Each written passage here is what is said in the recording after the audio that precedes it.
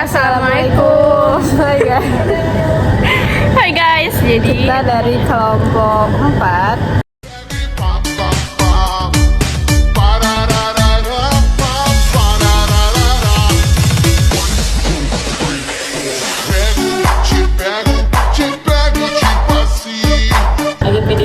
mau kampanye P5 tentang mobil air hidrogen. Jadi kita mau ngasih tahu dulu kenapa sih kita pilih mobil air hidrogen buat jadi project kita kali ini. Karena kita tuh mau mengurangi fokus anak dari HP menjadi mainan biar kayak berbaur sama teman-temannya daripada harus fokus di HP. Dan buat ini juga bisa mengasah otak ya, bisa jadi kayak fisiknya itu ke inilah pegang gitu ya.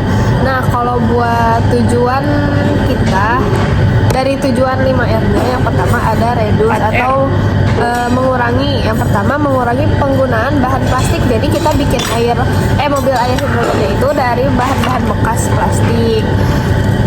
Terus mengurangi penggunaan cat dan bahan kimia berbahaya dalam proses pembuatan. Yang kedua ada reuse atau menggunakan kembali. Nah kita tuh menggunakan kembali barang-barang bekas atau sampah bekas yang masih digunakan buat menjadi bagian dari mobil air hidrogen ini. Terus menggunakan kembali ya kayak botol bekas sama aja gak sih? gila cut ya.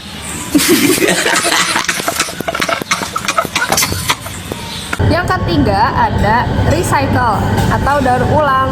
Ya sama kayak gitu, mendaur ulang bahan plastik menjadi bahan baru untuk membuat mobil mainan. Yang keempat itu kita mereplace atau mengganti. Nah kita tuh mengganti bahan plastik dengan bahan yang yang udah ada gitu, dan kita mendaur ulang sama aja. Terus mengganti cat berbahaya menjadi bisa dijangkau sama anak kecil. Terus gak usah beli barang-barangnya juga udah ada gitu. Kenapa sih kita harus menerapkan 4R? Yang pertama itu untuk mengurangi dampak lingkungan. Nah, dengan mengurangi dampak lingkungan, kita bisa menggunakan bahan kita bisa mengurangi bahan sekali pakai. Ya, dan bisa mengurangi sampah-sampah yang ada yang berserakan gitu. Yang kedua itu ada menghemat sumber daya atau reuse. Menggunakan kembali bahan bekas itu membantu mengurangi konsumsi sumber daya baru atau bisa juga dibilang meminimalisir sampah ya guys. Ya, yang ketiga adalah mendukung ekonomi sirkular. Nah, dengan kita pakai bahan bekas ini, kita gak usah ngeluarin banyak uang. Kan kalau misalkan beli mainan baru, kita tuh pasti ngeluarin uang yang banyak. Dan dengan kita mendaur ulang dari sampah-sampah, kita gak harus ngeluarin uang sepeser pun.